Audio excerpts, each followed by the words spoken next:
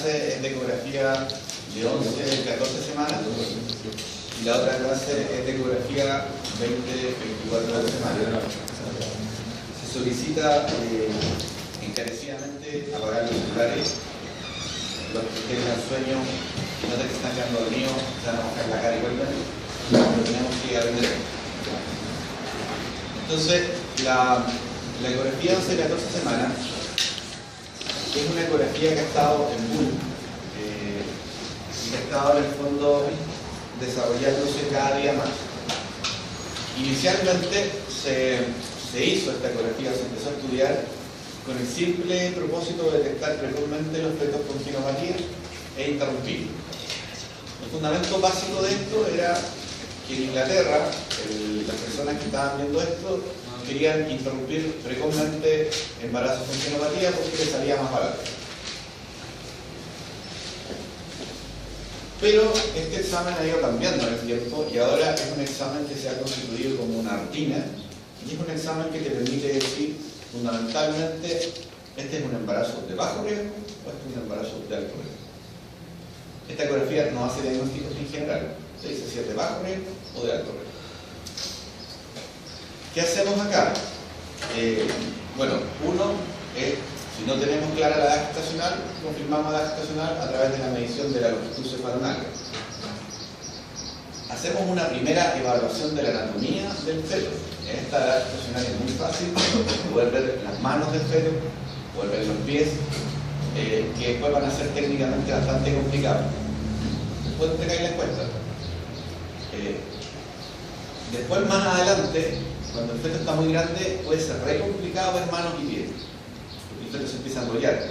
Pero ahora es una ecografía simple. Se ve la cara. Sí que se ve una serie de estructuras. Es una edad ideal para realizar, yo le puse ahí diagnóstico, pero lo vamos a cambiar al tiro, para realizar en el fondo un screening de anomalías cromosómicas.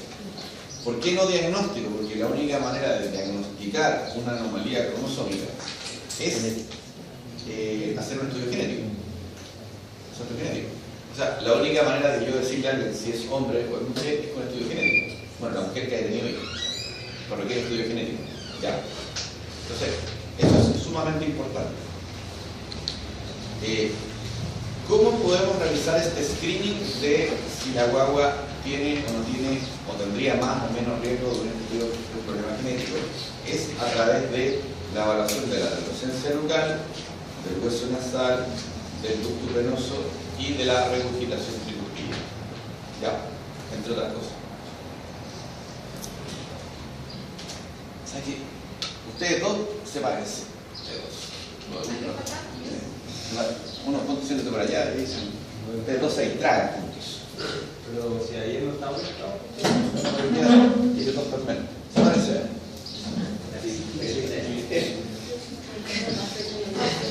¿Sabes? De repente están en quinto año de medicina, igual hay que tratarlos de repente como medio alumnos de colegio. Entonces es importante que cambien esa actitud. Olvídense esa lista, después la ven, ¿ya? Olvídense esa lista, la voy a romper. Déjenme ahí un ratito.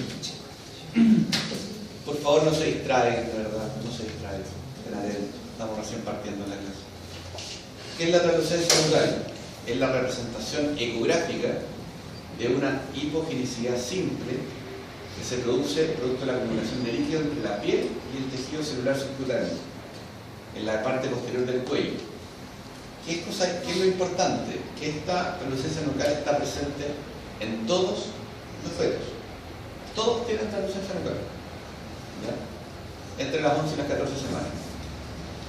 Cuando la translucencia nucal está aumentada, existe un aumento de riesgo de aneuploidías, malformaciones fetales, síndrome genético, pero también aumenta el riesgo de aborto y de mortinato. Entonces, cuando ustedes encuentran una translucencia nucal aumentada, aumenta el riesgo de síndrome de Down, de trisomía 13, de trisomía 18, de síndrome de Turner, pero también aumenta el riesgo de que la guagua tenga una cardiopatía congénita, pero también aumenta el riesgo de que tenga enfermedades metabólicas, pero también aumenta el riesgo de que aporte o que tenga un mortinato. O sea, aumentan mucho el riesgo. Inicialmente lo estábamos estudiando solamente para el tema genético. Pero ¿qué pasó? Que se dieron cuenta que guaguas que le hacían la ADN, estaba aumentada, le hacían estudios genéticos, salía normal, aumentaban todos los otros riesgos. ¿Ya?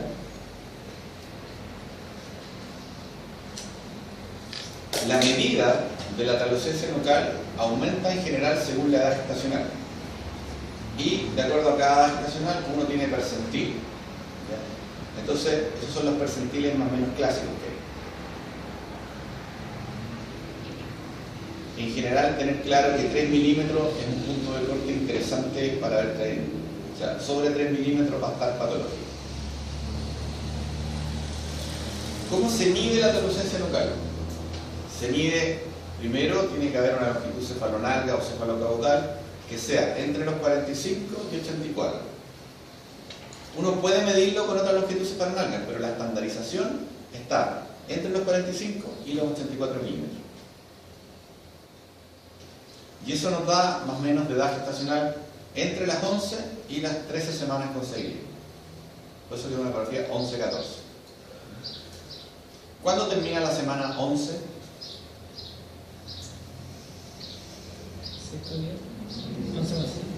Cuando tienen 11,6, cuando parte la 12.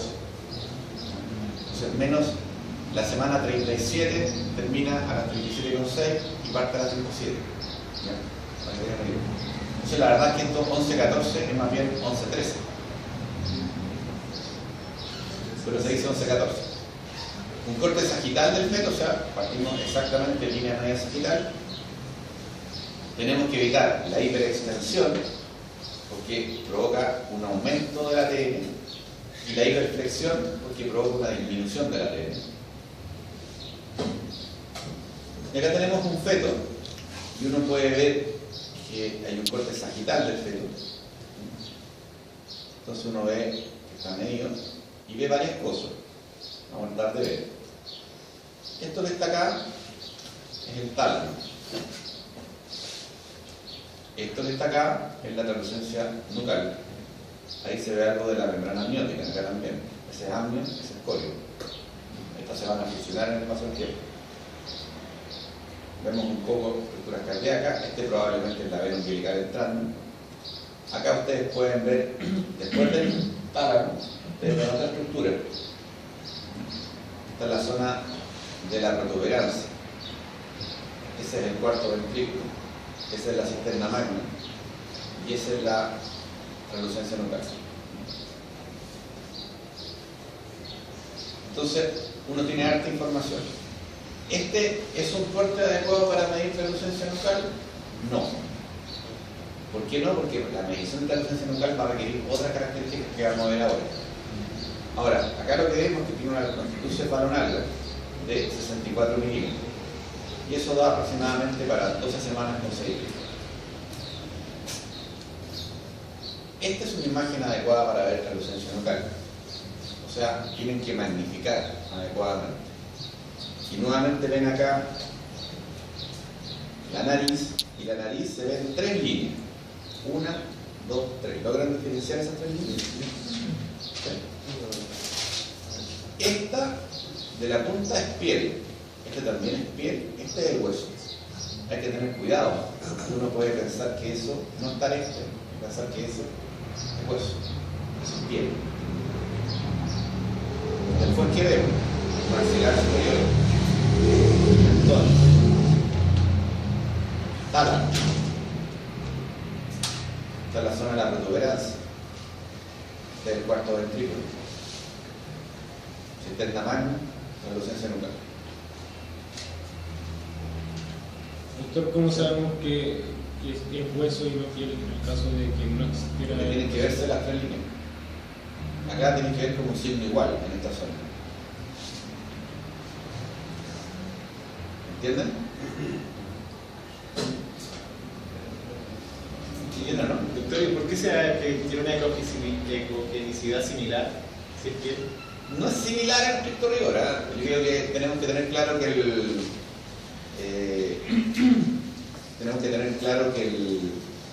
el proyector, lamentablemente, perdemos mucha resolución de imagen, ¿ya? Y para la eco es importante la resolución de imagen. Entonces, lo que uno tiene que ver acá es que este es un poco más restringente que la piel. De todas maneras. Lo importante es que tienen esas tres líneas. Tienen que estar esas tres, o sea, por lo menos estas dos. La punta de la nariz voy saltarla, pero por lo menos esas dos. ¿Ya? Lo otro importante es que el mentón no tiene que estar pegado al tórax, porque si el mentón está pegado al tórax es una hiperflexión. Si está muy de la otra manera es una hiperextensión. Yo veo mucha ecografía en donde ponen translucencia nucal normal o un valor X, 2.1 o 1.8.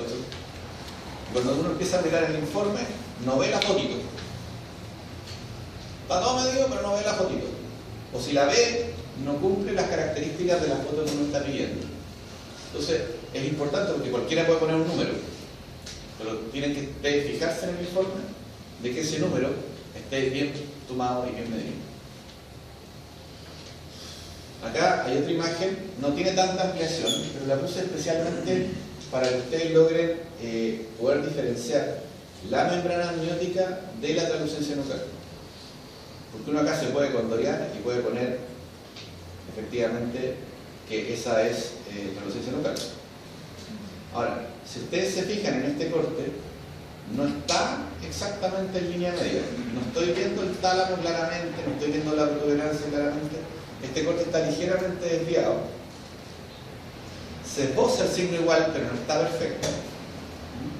Entonces, este es un corte que no está bien hecho para ver la translucencia nucal, pero lo puse especialmente para que pudieran diferenciar lo que es la piel de la membrana amniótica. Esto no es translucencia nucal. Y realmente la membrana amniótica va a estar separada. Entonces ustedes pueden condorearse y decir, oh, es súper aumentada la translucencia nucal. Y ser simplemente un error en la interpretación de la imagen. Acá tenemos otro corte, tampoco está tan perfecto, aunque vemos muy bien el tálamo, vemos bien la protuberancia, vemos el cuarto ventrículo, vemos la cisterna magna. ¿Están viendo esas estructuras ahora, cierto? Sí. Se ve algo del hueso de la nariz, fíjense que se ve el signo igual, se ve la puntita, falta más ampliación. Y en el fondo también veo que está separado el mentón de... Si bien no es una imagen perfecta, es una imagen buena. Y ahí mide 2.8 milímetros, estamos un poquitito más al límite. La idea es obtener al menos unas 3 mediciones del examen y uno considera la que es mayor. Ustedes van a buscar dónde la distancia es mayor. Se mide de borde interno a borde interno. Y como todo examen ecográfico es bastante operador dependiente, si lo hacéis bien o no. Si tenemos una translucencia nucal aumentada, lo que tenemos que ir a ver es ver si está o no está el hueso nasal. Porque el hueso nasal, la presencia o ausencia, es independiente de la translucencia nucal, como riesgo de alguna enfermedad genética. También tenemos que evaluar el ducto venoso.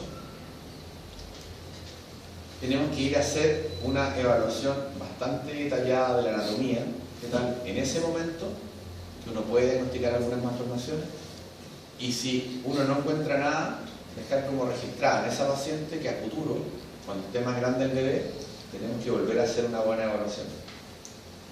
Lo mismo la evaluación cardíaca. Hay que mirar el corazón, intentar mirarlo. Es muy pequeño el corazón, a esa altura mide como 1 centímetro, 8 milímetros. Entonces tiene una estructura de 8 milímetros dentro del abdomen de la madre que se mueve a 120, 160 latidos por minuto. Es complejo. Y esto es lo más importante. El hallazgo de una translucencia nucal aumentada no constituye un diagnóstico certero de malformación o genopatía. No te dice que le aborda una malformación, no te dice que hay una genopatía, no te dice que tiene una enfermedad metabólica, no te dice que va a tener un óbito, no te dice nada. Solamente te dice que aumenta el riesgo. Y hay que tener claro que el 90% de los fetos que presentan una translucencia nucal como hallazgo único, solamente una translucencia nucal aumentada como hallazgo único, menor a 4.5, o sea, bastante aumentada, será un recién nacido vivo y sano y normal.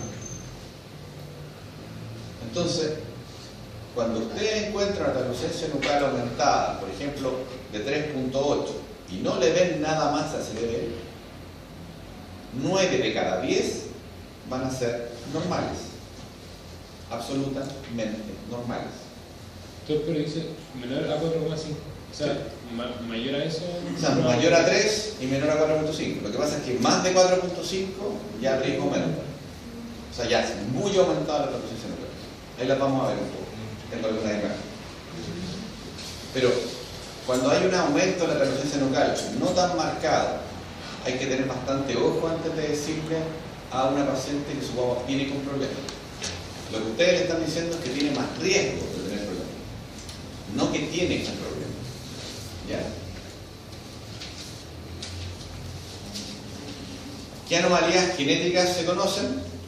Trisomía 21, 13, 18, triploidía, monosomía, Klinefelter, la verdad es que N síndrome genético.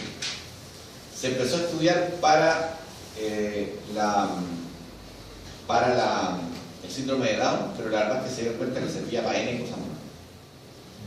Se asocia a aborto, a óvulo perinatal, a infección fetal, a infección materna, a cardiopatía, o sea, tiene una serie de asociaciones mayores. ¿Ya? Ahora, esto fue re chistoso porque nuevamente el tipo que se pone a estudiar esto y lo descubre, un tipo que lo que hizo fue ser ingenioso. Él leyó la descripción original de Langdon Down acerca del síndrome de Down. Y Langdon Down ponía que, en su primera descripción, que parecía que hubiese un exceso de piel en estos niños. O sea, como que tenían más piel que la que necesitaban. Y este gallo que estaba tratando de ver cómo hacer el diagnóstico por ecografía de la translucencia nucal, se le ocurrió ir a buscar si existía una medición donde uno pudiera ver un poco la piel o las características de la piel. Y ahí se le ocurrió ver la translucencia nucal. O sea, la translucencia nucal la estábamos viendo hace mucho tiempo. Pero hubo una persona que estudiando fisiología, que estudiando embriología, son las personas brillantes.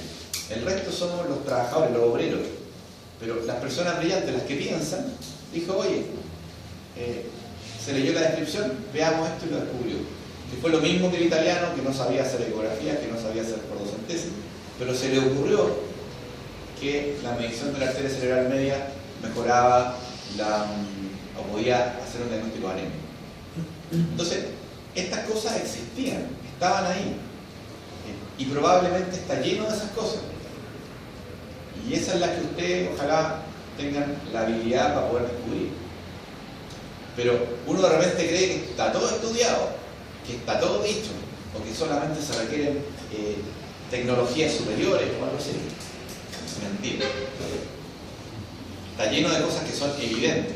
Y cuando uno después estudia todo lo que este gallo ha hecho, uno dice, era evidente que estaba eso. O sea, me tropecé 10 veces y no me di cuenta que había un hoyo. Y eso es un poco lo que las mentes más jóvenes tienen que ir desarrollando. Pero pueden descubrir hueás maravillosas. Y eso está ahí, y esto es baratísimo.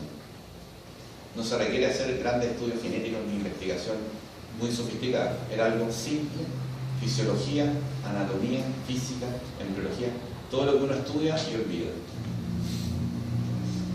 Esta era una medición de TN, no está bien medida. Se ve si el tálamo, se ve la protuberancia, se ve el cuarto ventrículo, se ve la cisterna magna, y hay una translucencia nucal que está aumentada, 3.7. Se ve las dos líneas signo igual, la punta de la nariz. Y este feto fue una paciente que fue a la consulta, llegó llorando. Fui donde el doctor tanto me dijo que mi guapa era Down. En todo caso, doctor, yo ya lo asumí y estoy lista. Y el estudio genético, no tengo. Le hacía una eco, una mirada y 3.7. 90% de guapo va a ser absolutamente normal, no va a tener nada. pero tiene un 10% de riesgo de tener algo. Entonces, yo no le puedo decir, sabes que tu guagua es normal, no va a tener nada, relájate, el otro es un idiota. Tampoco le puedo decir, mira, tu guagua sí efectivamente lo va a tener. Acá tengo que decirle, mira, de 9 pacientes que se hacen estudios genéticos, probablemente, de 20 pacientes, una va a tener una alteración genética, más o menos. Porque a ustedes le dije 90%, pero les dije 90% de un bebé sano. O sea, 90% que no tenga cardiopatías, que no haga óbito, que no haga infección, que no haga nada. Yo tengo un resultado perinatal perfecto. Entonces, esta guagua cuesta decir eso. No se quiso hacer estudio genético, pero al final nació una guagua absolutamente normal. Absolutamente normal. ¿Cómo creen que estaba esa paciente con el colega que le dijo que su guagua venía Down? O sea, cada vez que le mencionan el nombre, cada vez que le preguntan por un ginecólogo, o cada vez que habla de medicina, se encarga de recordarle y contarle a todo el mundo que ese médico es un descriteriado y una serie de otras cosas más. Porque ¿cómo pasó el embarazo de ella? Malo. Entonces, hay que tener mucho ojo con la información que uno da. ¿Y cómo la da? Es cierto que a veces la gente está tan choqueada que entiende cualquier cosa. Entonces, este tipo de información nunca se da solamente con la paciente. Y nunca se da solamente en el momento. Se cita a la paciente, se la sienta, se sienta con algún familiar, con el papá de la guagua, con algún familiar. Si están los dos muy descontrolados, tiene que ser con otra persona más, cosa de que como bien establecido es. Acá tampoco hay una buena medición de TN, pero se nota franco aumento. O sea, esto no es una pequeña translucencia, es una tremenda translucencia. Y esta guagua tenía una trisomía 18. Fíjense acá. Doctor, ¿Sí? ¿dónde estaba la guagua en el anterior? No te entendí. No le entiendo. ¿Cómo está la guagua? En la cabeza. Parece Un poco de columna. No, lo que pasa es que esta guagua tenía un edema muy marcado y no había, la mamá no estaba muy tranquila como para quedarse en posición. Entonces, esta guagua también le tomé el cuerpo entero, pero miren, fíjense, ahí está la zona de la nariz, no veo nariz. Veo maxilar, no veo nariz. Fíjense que acá se ve como que la piel está separada del cuerpo. Acá miren, como que está el abdomen y ahí hay líquido. Esta guagua tenía un edema generalizado y obviamente miren la nuca. Una tremenda nuca con un edema generalizado. Consulta a la 11-14 con eso. La guagua hizo un aborto. Hizo un aborto de 17 semanas. Los abortos de 17 semanas son súper raros. Normalmente, mientras más pequeño, más rico aborto. Después de las 12-14 es rarísimo un aborto.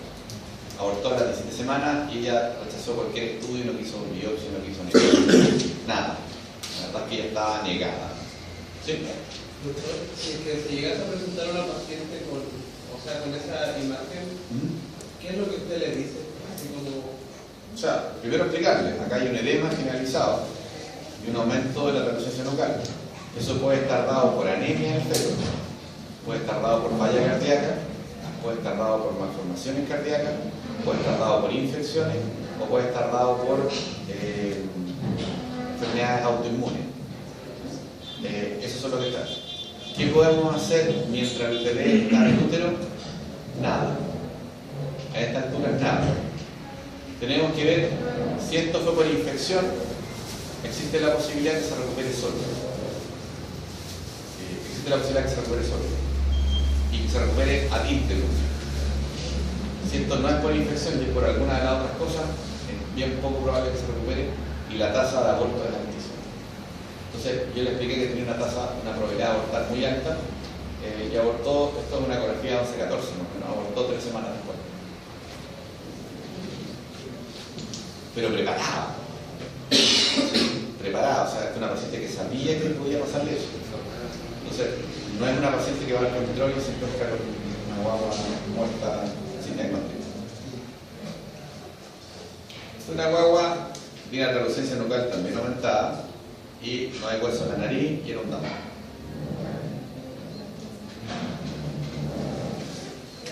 El hueso nasal entonces es una estructura lineal hiperecogénica situado por debajo de la piel y el 70% de los fetos con trisomía 21 no presentan hueso nasal a esta edad de embarazo. ¿Ya? El problema es que el 5% de los fetos normales tampoco tienen hueso nasal a esta edad de embarazo. Entonces, ¿qué pasa? Si me sale el examen alterado, no veo hueso nasal, tengo que tener claro que es un examen que te orienta, no es un examen que haga diagnóstico. La gente también, cuando tú le dices no tiene hueso nasal, asumen que la guagua va a nacer sin nariz. No, esto es, no se les ha desarrollado aún adecuadamente el hueso nasal. ¿Cómo estudió el doctor Nicolaides, que es la persona que les digo que descubrió esto? Una vez que le resultó la translucencia nucal, volvió a ir a la descripción de Landon Down. Y en la descripción de Landon Down sale que estos niños tienen una nariz bastante más pequeña que la que tiene el otro. Entonces el tipo fue y empezó a estudiar la nariz. Y así lo descubrió. También cachó que la distancia de los ojos era mayor. Trató de estudiar la distancia de los ojos, pero en un examen muy poco reproducido. Es técnicamente muy difícil poner justo la boca en un ángulo para poder medir la distancia de los ojos. Él empezó a estudiar todas las características que dijo Landon Down de los niños con Down para ver cuál le servía. Quería ver si se veía el surco simiano, si mantienen apretada la mano o no. Y entonces descubrió varios. Otro, por ejemplo, que se llama el dedo sandalia, que se ve más grande. El dedo gordo es como que lo hubiera puesto una hawaiana y se separa el dedo gordo de la otra mano. Entonces, él fue descubriendo distintos elementos para poder llegar a los diagnósticos.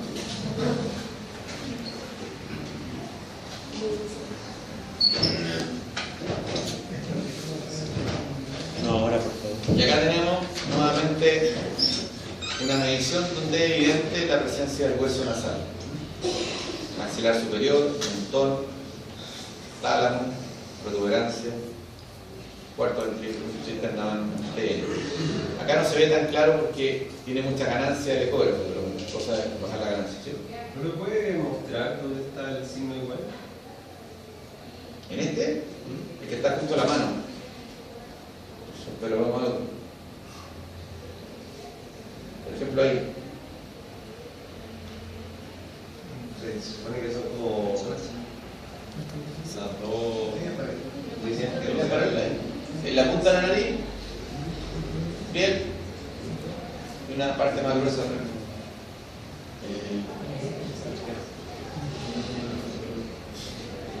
Bueno, ¿Y si con el pulmón quizás la besar?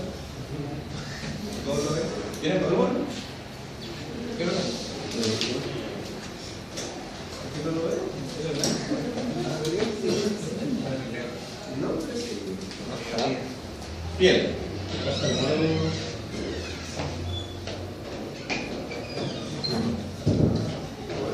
Más claro echarle agua. ¿Sí? No, pero en serio, es que No, si se ve. lo que pasa es que estamos mandando una imagen a un pizarrón, que debería ser un pizarrón más blanco, un equipo que esté despejeado con suerte, y se pierde la resolución, porque además la estoy ampliando. Entonces perdemos caleta de resolución. Pero se nota bien. Ah, bien. Bueno. Tálamo. Esa es la protuberancia. Cuarto ventrículo, internamente.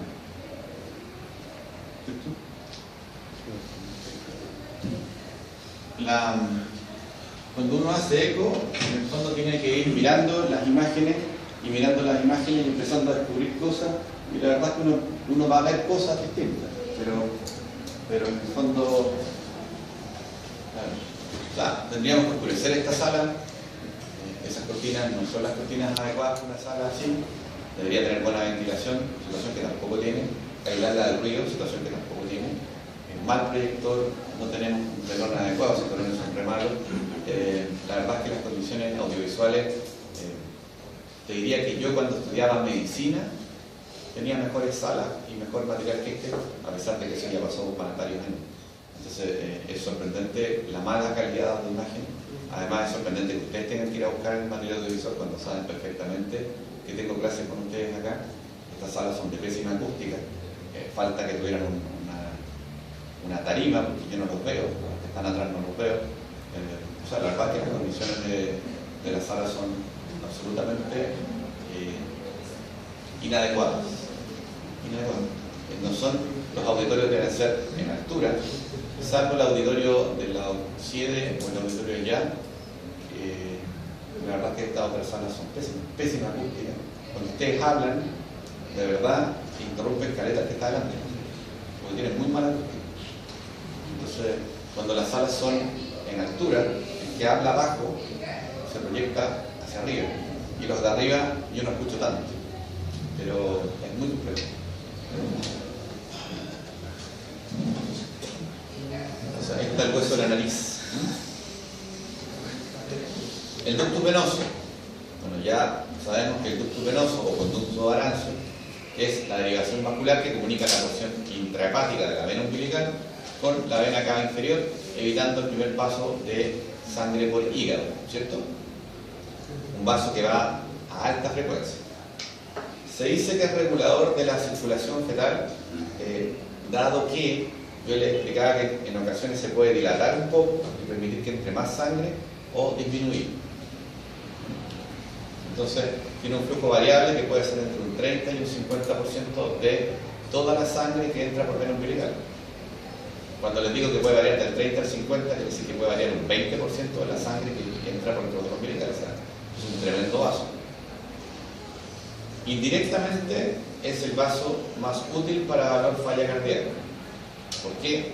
Porque al haber sobrecarga en el atrio, cuando se produce la contracción auricular, esa onda se va a reflejar como una onda negativa o onda A negativa, que es por lo que vimos. Es importante su evaluación en fetos con aumento de la relucencia nuclear en el primer trimestre. ¿Por qué? Porque, primero que nada, los fetos con genopatías tienen mucho más riesgo de tener cardiopatías congénitas. Los fetos con genopatía tienen mucho más riesgo de tener óbito o hacer aborto. Los fetos con cardiopatías congénitas,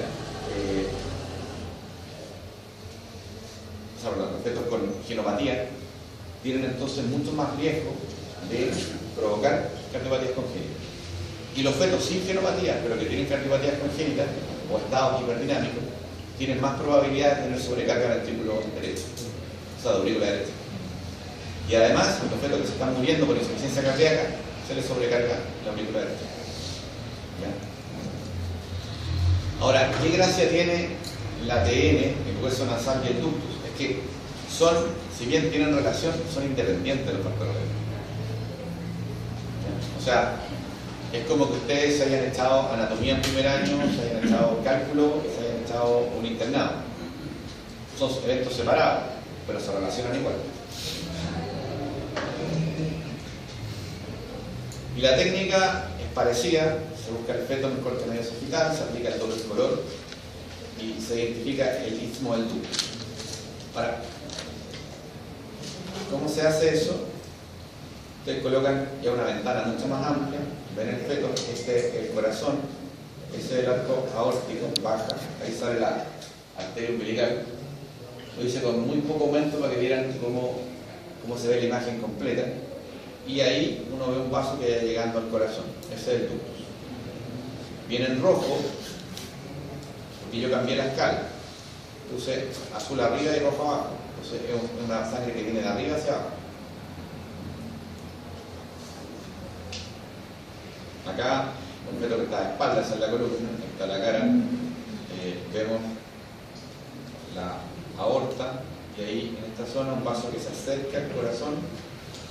Acá el rojo es lo que está hacia arriba, o sea, la sangre que se acerca. Y ahí uno encuentra el ducto y ve la forma del ducto. La onda A está positiva.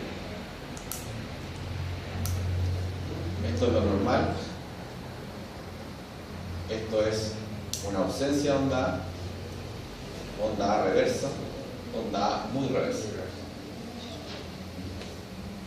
¿De acuerdo? Esa es la seguidilla, y esto es útil tanto para embarazos de 11-14 como 20-24, como embarazo de término, con el residuo, alguna cosa así. Esta es la seguidilla. Con respecto a la onda A, esto es una evolución, por ejemplo, si nosotros encontramos que la onda está solo negativa, ¿Ya? ¿uno tiene que pensar que hay mayor riesgo de que también tenga una patología? ¿O solamente cuando es reversa? O sea, tú puedes pedir el índice de pulsatividad y te da un riesgo. O sea, esto tiene más riesgo que esto. ¿Ya? Pero lo que está estandarizado es la onda Eso negativa. era- Ahora, ¿qué pasa hoy en día? ¿Qué hacemos? Agarramos el computador y le ponemos edad de la madre. ¿Tiene antecedentes de enfermedad genética o no? ¿Sí o no? ¿Cuánto midió el ATN? Tanto. ¿Cuál es la longitud cefalonalga? Tanto. ¿Tuvo hueso nasal o no? Sí. ¿Tiene la onda negativa o no? No. Bueno, te saca un cálculo.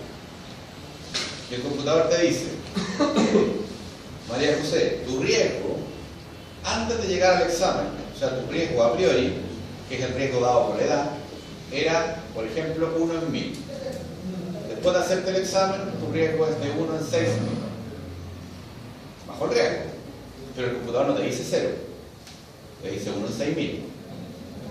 Ahora, si tu riesgo basal, porque tenías 45 años, era 1 en 25, te hace este examen, te queda 1 en 125, bastante tranquilizador. Si el examen te sale alterado, te puede quedar 1 en 2 o 1 en 3. Bastante complejo. Ahora, ustedes saben, cuando termina la última, hace un año atrás, hay un congreso mundial en donde va a presentar este doctor, el que les digo. Este doctor es muy raro que vaya a un congreso, porque le tiene miedo a volar, así que no vuela. Y es muy raro entonces que vaya a un congreso, no va a venir a Chile, porque odia los aviones. Pero todo había una expectación porque este viejo iba al congreso mundial y pidió ir. Llegó al congreso y dice, yo en el fondo, o nosotros, hemos descubierto esto, hemos descubierto esto, hemos descubierto, y hace todo un resumen del ATN, del hueso nasal, lo mismo que le hice yo. Termina todo el resumen y dice, y debo decirles que ahora todo esto para enfermedades genéticas no sirve. Todo esto que le estoy enseñando y le estoy diciendo, él dijo, agarró un plumón, no sirve. Y no sirve ¿por qué? Porque descubrieron otra cosa. Descubrieron que hoy en día yo le puedo tomar una muestra de sangre a la madre a las 11 o 12 semanas. Solamente una muestra de sangre venosa. La mando a un laboratorio y me hace un cariograma completo del feto. Me dice, ese feto, hombre o mujer, tiene Down, no tiene Down, tiene trisomía. La gente que está más dedicada a esto te va a decir, no, es que eso no está tan validado, falta investigación. O sea, confíen en mí, esa cosa existe y se hace. Y no solamente confíen en mí, sino que confíen en mí que en 5 años más va a ser barato. Va a ser barato. Y probablemente en 5 años más, yo en vez de estarle pidiendo, o sea, cuando le tomen, ya, tómate un azúcar, y le tomas este genético. Y vamos a poder saber con 100% certeza si cada embarazada tiene o no tiene un feto con enfermedad genética. 100% certeza dentro de la medicina existe el 100%. Entonces, cuando se discute la ley de aborto, que estábamos hablando ayer con un grupo de colegas de ustedes, wow, ¿qué va a pasar ahí? ¿Qué va a pasar ahí? Entonces nosotros tenemos un grupo de legisladores que están en una playa, entonces están con un paraguas, están viendo si abren o no abren el paraguas, y por mientras viene una ola, no sé cómo es el impacto profundo, así como de 5000 metros, y les va a caer encima, y estos lugares todavía están discutiendo, o sea, estos están viendo si seguimos usando lava o no, y ya estamos hace ratito en eso. O sea, este tipo de cuestiones viene súper fuerte y la verdad es que la tecnología y la ciencia está avanzando mucho más rápido que la moralidad, que la filosofía y que el entendimiento y el bien común. Entonces se vienen cosas complejas. En un tiempo más vamos a poder seleccionar qué objetos queremos. Van a ver los alfa, los beta, igual que el mundo feliz. Y eso está ahí disponible. Si ustedes se quieren hacer este estudio, cuesta 500.000 pesos más o menos ahora. Ustedes simplemente se van a las 11-14 semanas, se contactan, llegan, le mandan una cajita con un tubo, se toma una muestra de sangre venosa, se cierra, la mandan para Santiago y en Santiago la mandan a Estados Unidos y en una semana tienen resultados. ¿Qué buscan en la sangre materna? Fragmentos de DNA libre fetal. Porque ustedes le dijeron siempre que la placenta actúa como una membrana que impide el paso. No. Entonces, de alguna manera encuentran pedacitos del DNA y no me preguntéis cómo, pero de alguna manera los pegan. Y los gallos no quieren decir cómo lo hacen, pero ya hay 3 compañías que lo están haciendo. Y no quieren decir cómo lo hacen y no quieren vender la máquina. Pero cuando ya hay 3 gallos que lo hacen y ya hay una empresa china que lo está haciendo, luego van a haber empresas más. Y así como va la cosa, van a encontrar anticuerpos contra estas facciones. Y créeme que luego va a haber un test de embarazo que va a ir a la farmacia y va a decir embarazada, no embarazada, hombre, mujer, down, no down. Eso viene, esa es la medicina que viene. Pero entonces, después de eso, ustedes me preguntarán, y entonces, ¿para qué nos explicó esto? Porque cuando el tipo hizo esta presentación, él fue súper claro en decir que todo lo que él había descubierto, había enseñado y todo, no iba a servir más para enfermedades genéticas. Pero sí para cardiopatía, para enfermedades metabólicas, para el resto de las cosas. Por eso que sigue estudiando. Entonces, gracias a Dios, porque si no, todo lo invertido en mí es una pérdida de tiempo y eso no es bueno. Es como el cirujano que aprendía que era seco en operar vesículas abiertas y apareció en la laparoscopia.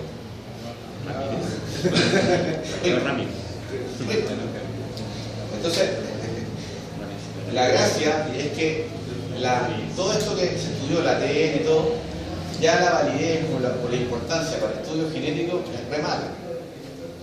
Pero sí sigue siendo útil para las otras cosas. Ahora, a las 11-14 semanas podemos hacer o debemos hacer ya una evaluación anatómica del feto. Podemos encontrar malformaciones. Por ejemplo, hay que ir a ver cómo está el cerebro, hay que ver cómo está la calota, el cerebelo, ver el estómago, ver vejiga, identificar las 4 extremidades. Es el mejor momento para identificar las 4 extremidades porque es muy fácil. Después se pone difícil. ¿Qué podemos ver? Podemos ver acrania, anencefalia, cefalocele, oligocefalia, hidrocefalia, Dandy Walker, espina bífida, malformaciones cardíacas, gastro, quisio, falocele, hernia pragmática, malformaciones renales, displasia esquelética. Entonces se pueden diagnosticar muchas de ellas en la ecografía 11-14 semanas. Entonces, la eco 11-14 semanas tiene en este minuto la medición aún de la nuca, la medición aún de la hueso en la nariz, se puede hacer un cálculo de estudio genético, en las pacientes que tienen alto riesgo se puede tomar estudio genético. Antiguamente el estudio genético, bueno todavía, se toma una muestra de obesicidades coriales o una amniocentesis. Existen guaguas que se han muerto normales por haberle hecho la amniocentesis y la biopsia de obesidades coriales. Hay un porcentaje de guaguas que se pierden en el estudio invasivo. Y tú se lo estabas reservando solamente a aquellos pacientes que tenían factores de riesgo aumentados. Pero hay muchas guaguas que se perdieron, sobre todo en países donde en Inglaterra tienes 35 años o 40 años, tienes que hacerte el estudio genético. Y era por la amniocentesis. Ahora con esta nueva cosa que le expliqué, la muestra de DNA libre en sangre materna, es un estudio no invasivo. No hay ningún riesgo para eso. No vaya a matar guaguas normales. O sea, no hay ningún riesgo. Entonces, pasa a ser técnicamente mucho más factible. En el hospital todavía hacemos amniocentesis, Para que ustedes entiendan, cuando uno toma una muestra de amniocentesis, uno tiene que ir, pinchar la guata, sacar líquido. O sea, no hay que pinchar el cordón, hay que evitar hemorragia, no hay que pinchar la guata. Ya con ecografía y con manos entrenadas se hace bastante bien. Hay que tomar la muestra de líquido y sacar esto. Igual le hiciste un hoyo a la bolsa. La idea es que no se rompa la bolsa. Ya, perfecto. Después ese líquido tienen que mandarlo a un cultivo, que hacen un cultivo de fibroblastos, que demora 2 o 3 semanas. A veces el cultivo no pega, que quiere decir que no se cultivó. Y perdiste la cuestión, tienes que ir al nuevo estudio. Y en 2 a 3 semanas recién tenía el diagnóstico. Esto no hacía amniocentesis, no hacía ecografía, no hacía nada. Entonces cuesta 500 lucas. Sí, 500 lucas. Pero no hago la ecografía para la amniocentesis. No tengo que hacer un control especial de la mujer. Disminuyo el riesgo parto prematuro. No necesito pabellón. No eso nada. Realmente no es ni tanto caro. Ahora, los que hacen amniocentesis quieren seguir haciendo amniocentesis. Porque así la mano. Dicen, no, mira, es que la técnica no está validada, es que existe la posibilidad de que se equivoquen. Sí. Bueno. Dicen, es que si así una DNA libre te sale alterado, deberías hacer un estudio genético completo. Antes el DNA libre detectaba como 3 o 4 alteraciones cromosómicas. Ahora tienes paneles completos de todos los cromosomas. De todos los cromosomas. Cuando hacías el cultivo, después de hacer el cultivo de fibroblasto normalmente, tenías que detener el cultivo justo en la mitosis. ¿Se acuerdan que usábamos? No me acuerdo de nada. Hay un compuesto que lo detiene justo cuando está formado el uso mitótico. Ahí el tecnólogo que lo hace tenía que agarrar y tomarle foto a la célula. Después la foto tenía que parear cromosoma por la foto. De hacer un estudio de distintos cromosomas para ver que no fueran mosaicos o cuántas células tenían. Y una pega del chino. Y el estudio genético, ¿saben cuánto cuesta?